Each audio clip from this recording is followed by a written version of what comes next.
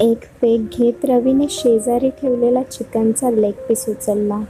बाहेर पडत असलेल्या धो-धो पावसाचा आनंद घेत आणि समोर ठेवलेल्या सुक्या चिकनचा आस्वाद घेत रवी आणि वरुण दोघे विस्कीचा खंबा थोडे थोडे करून संपवत होते. बाटली अर्धीच्या वर संपली होती आणि दोघे नशेत एकदम मशगूल झाले होते. पावसाने रवीच्या अंगावर शहारा आणला होता आणि त्या अनुभवाने रवी आठवणींच्या दुनियेत 2 वर्ष मागे गेला होता. ओठांवर एक स्मित हास्य आणत तो त्या सगळ्या गोष्टी आठवू लागला, जी त्याच्या आयुष्यातील सर्वात सुंदर आठवण होती. काही वेळातच त्याच्या डोळ्यातून अश्रूंचे पाझर फुटले आणि तो रडू लागला. त्याचं रडणं ऐकून वरुण त्याला म्हणाला, "झाली का तुझी परत नाटके सुरू? 2 पेग पिल्ला नाही की मुलीसारखा रडू लागतो. अरे मर्द आहोत आपण, का असं मुलीसारखा स्वतःला कमजोर बनवून घेतला आहेस, येडा कुठला? मला बघ, मी जेव्हा जेव्हा पितो तेव्हा तेव्हा मी रोजच्यापेक्षा जास्त खुश असतो. आणि एक तू, जो की पिल्ल्यावर वाघ बनायचं सोडून शेळीसारखा थरथर करू लागतोस." वरुणच्या बोलण्यात गुरमी होती आणि मर्द असल्याचा घमंड होता. याचा अर्थ असा बिलकुल नव्हता की रवी मर्द नव्हता. खरं पाहिल्यास रवी सच्चा मर्द होता आणि हिंदीत म्हण आहे, मर्द को दर्द नहीं होता. पण भावना तर प्रत्येकात असतीच ना. तीच भावना रवीच्या अंगाच्या कानाकोपऱ्यात होती आणि गोष्ट अशी होती की ती त्याला कधी कोणासमोर मांडता येत नव्हती आणि त्यामुळेच तो एकटेपणात रडून मोकळा होत होता. काही वर्षापूर्वीची गोष्ट आहे. काजल आणि रवी दोघांचं एकमेकावर खूप प्रेम होतं. काजल नावाप्रमाणेच नाजूक आणि सुंदर होती. सौंदर्याची खाण असलेलं तिचं रूप आणि व्यक्तिमत्व इतकं दिलखुश असायचं की सगळ्यांना हवीहवीशी वाटायची. तिच्यासोबत कोणी बोलू लागल्यास वेळ कसा जायचा हे कोणालाच कळत नव्हतं. पण वरच्यावर ती जेवढी खुश असायची, मनातल्या मनात तेवढीच गुदमरून जगत होती. कारण समाजात तिला जेवढी लोकं भेटली होती, त्या सगळ्यांनी फक्त तिच्या शारीरिक सौंदर्याकडे पाहूनच तिला बोलण्याचा आणि जवळ करण्याचा प्रयत्न केला होता. पण तिला मनापासून समजून घेणारा कोणीतरी हवा होता, जो तिच्या शरीराच्या पलीकडे जाऊन तिच्या आत्म्यावर व मनावर प्रेम करणारा हवा होता. वय साधारण 20-21 असल्यामुळे ती ऐन तारुण्यात होती. पण आजपर्यंत तिचा कोणाशीच संबंध जुळला नव्हता. तसा तिला कोणी भेटलाच नव्हता. ती गावातल्याच बालवाडीची शिक्षिका होती आणि त्या बालवाडीच्या संलग्न प्राथमिक शाळा होती, जिथे रवी शिक्षक होता. रवी मूळचा आसामचा होता, पण लहानपण त्याने इथेच घालवलं होतं आणि तो पूर्ण कुटुंबासमवेत इथेच राहिला होता. त्यामुळे तो शुद्ध मराठी बोलायचा आणि वागायचा. त्याला पाहून कोणीच म्हणणार नाही तो परभाषिक आहे किंवा परराज्यातला आहे. व्यक्तिमत्व इतकं छान की त्याची ओळख जवळपासच्या पंचक्रोशीत होती.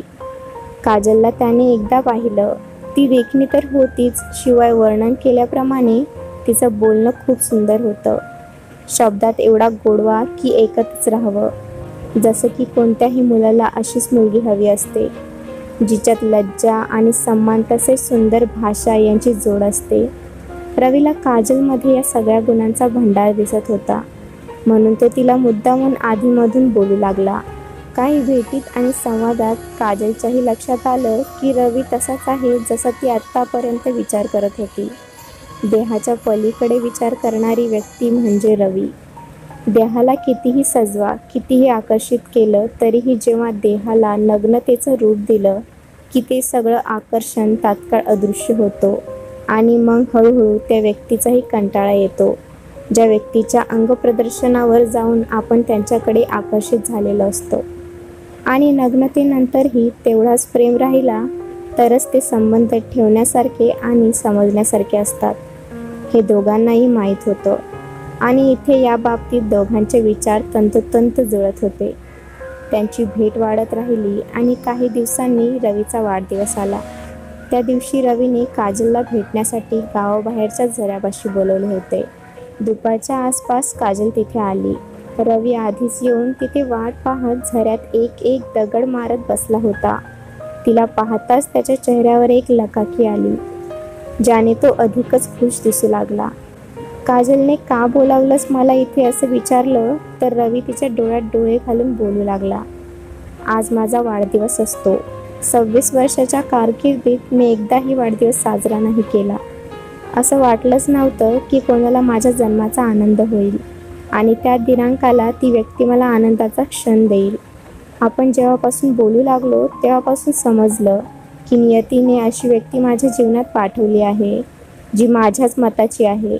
अगदी आवडीनिवडीपासून तर आयुष्याच्या त्या सगळ्या गोष्टी ज्या महत्त्वाच्या असतात त्या तुझ्यासोबत जुळून येऊ लागल्या.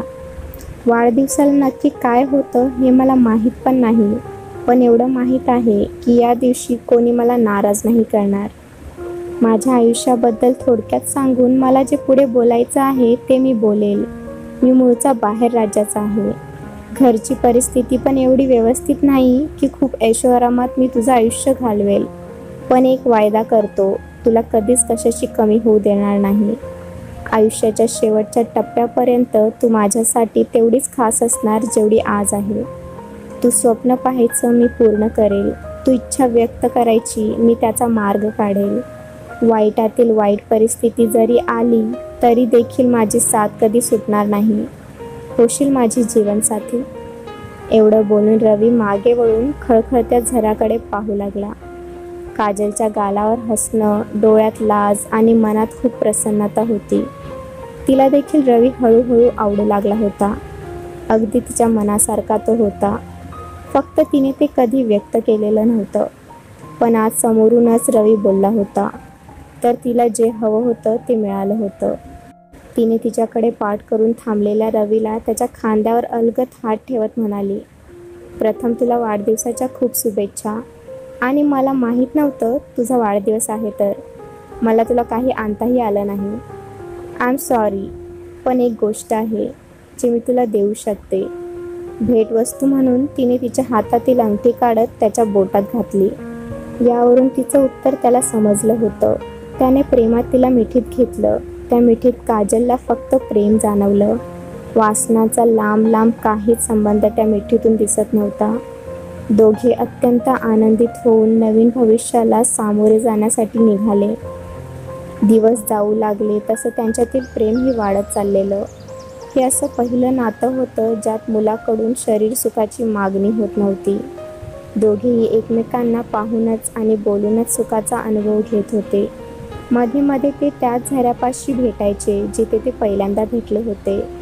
रवी खाली बसताच काजल तिच्या डोक्याला त्याच्या मांडीवर ठेवून निश्चित पडायची आणि रवी बोट तिच्या केसामध्ये फिरवत फिरवत तिला कधी झोप लागायची हे तिलाही कळत नसायचं. ती झोपल्यावर रवी खूप कौतुकाने तिच्याकडे पाहत राहायचा. एकदा ती त्याला भेटायला आली तेव्हा तिने फिकट गुलाबी रंगाचा ड्रेस घातला होता आणि पायाला घट्ट धरून बसलेली तिची लेगिंग्स होती. थोड्या वेळासाठी तिच्याकडे पाहून रवी उत्तेजित झाला होता. त्याने तिला जवळ केलं आणि तिच्या अंगावरून हात फिरू लागला. काजल थोडी ओशाळत बोलली, आज तू थोडा वेगळाच वाटतोय. रवी म्हणाला, हो, तुझं रूप आज मला तुझ्याकडे मोहित करत आहे. मला त्या गोष्टीची परवानगी हवी तुझ्याकडून ज्यासाठी मी आज आतुर आहे. तेवढ्यात काजल थोडंसं मागे सरकत म्हणाली, रवी, एका मुलीसाठी इज्जतीचा पलीकडे जपण्यासारखं काही नसतं. तिने तिच्या छातीवरची ओढणी बाजूला सारत म्हणाली, मी आज माझी आबरू तुझ्या हवाले करतेय. तशी ती येऊन रवीला बिलगली. झऱ्याजवळ कोणीच नव्हतं. गावापासून ते खूप लांब होतं. रवीने तिच्या मनातील इच्छा जाणत तिला अजूनच जवळ करून तो प्रेम क्रीडा करू लागला. ते थोड्या वेळातच विवस्त्र झाले. एकमेकांना ते सुखाच्या परम टोकावर घेऊन गेले. दोघांचे श्वास गरम झाले होते आणि अंग अगदी तळपून उठले होते. दोघांच्या आयुष्यातील हे अनुभव प्रथमच असल्यामुळे दोघांना एक गोड त्रास होत होता. त्या त्रासाचा गोडवा त्यांनी पहिल्यांदाच अनुभवला होता. काही वेळात ते तृप्त झाले. इच्छापूर्ती झाली होती म्हणून ते दोघे आता थोडेसे दूर झाले. पण अजूनही ते एकमेकांच्या डोळ्यात डोळे घालून पाहत होते, जे की सहसा होत नाही. यावरून त्यांच्यातील वासनेच्या पलीकडील प्रेमाचं रूप त्यांना पाहायला मिळालं. काजलने रवीचा हात घट्ट पकडला आणि म्हणाली, यानंतर जेव्हाही मला हा अनुभव येईल तो फक्त तुझ्यासोबतच घ्यायचा आहे. माझ्या सगळ्या गोष्टीवर फक्त तुझाच अधिकार आहे आणि राहणार. या जन्मात आता हा हक्क कोणासाठीच नाही शिवाय तुझा. रवीनेही ते वचन तिला दिले. दोघांनी त्यानंतर उष्ण देहाला त्या पाझरत्या झऱ्यात भिजवून गारवा दिला. रवी तिच्या माथ्याला ओठ लावत हळूहळू तिच्या ओठापर्यंत येऊन थांबला. आता जसा वेळ भेटेल तसा ते दोघे त्या झऱ्यापाशी येऊ लागले आणि एकमेकांना एकमेकांच्या स्वाधीन करू लागले. 1.5 वर्षानंतर अचानक एक दिवस काजलच्या वडिलांना त्यांच्या प्रेमाबद्दल समजलं होतं. ते गावचे पाटील होते आणि पाटलांच्या पोरीने असं काही करणं त्यांच्या आबरूच्या विरोधात होते. पाटलाने त्याची माणसं पाठवून रवीला खूप मारहाण केली आणि सक्त ताकीद दिली की परत तिच्याजवळ फिरकायचं नाही आणि तिचं कामही बंद केलं. सडक चित्रपटात एक गाणं आहे, जब जब प्यार पे पहरा हुआ है प्यार और भी गहरा हुआ है. पाटलाचा पहारा त्यांना प्रेम करण्यापासून थांबवू शकत नव्हता. ती असंच एकदा लपून रवीला भेटायला आली. तुझ्याशिवाय एक क्षण देखील माझ्यासाठी आता निरर्थक झालं आहे. आपण पळून जाऊ, असं ती रवीला बोलली. रवीला तिच्या गोष्टी मान्य होत्या, पण त्याच्या घरात तो मोठा होता आणि घराची जबाबदारी फक्त त्याच्यावरच होती. तर त्याने तसं सांगितल्याशिवाय त्याच्या राहणीमानात आणि तिच्या राहणीमानात किती अंतर आहे हेही सांगितलं, पण त्याने तिला दूर जाण्यास नाही सांगितले. तू माझ्यासोबत आनंदित राहणार आहेस तर ठीक आहे. मी घरच्यांना आधी गावाकडे पाठवतो आणि मग आपण जाऊयात. काजल भिजल्या डोळ्यांनी म्हणाली. रवी ऐशोआरामाचं आयुष्य खूप जगले, पण जे सुख प्रेमात आहे ते कशातच नाही याची मला जाणीव झाली आहे. मला काही नको रे पुढे. बोलता बोलता ती एक सुंदर ओळीत गाऊ लागली. नको चंद्र तारे फुलांचे पसारे, जिथे मी रुसावे तिथे तू असावे. बस रवी, मला एवढंच हवं आहे. एवढं बोलून तिने रवीला घट्ट आलिंगन दिले आणि वेड्याप्रमाणे त्याचे चुंबन घेऊ लागली. हे सगळं पाटलांच्या एका कामगाराने पाहिलं. त्याने तडकाफडकी पाटीलला तिथे बोलावून घेतले. पाटील तिथे आला आणि शेजारीच ठेवलेला बांबूने रवीला मारू लागला. तो वेदनेने विवळत होता. त्याच्या वेदना पाहून काजलही जीवाच्या आकांताने रडू लागली. तिला तसाच ओढत पाटील घरी घेऊन गेला. काही दिवसातच कळालं तिचं लग्न लावून दिलं गेलं आहे. रवीच्या शरीरातून एखादा भाग तोडून नेल्यासारख्या वेदना त्याला होऊ लागल्या. तो अगदी वेडापिसा झाला होता.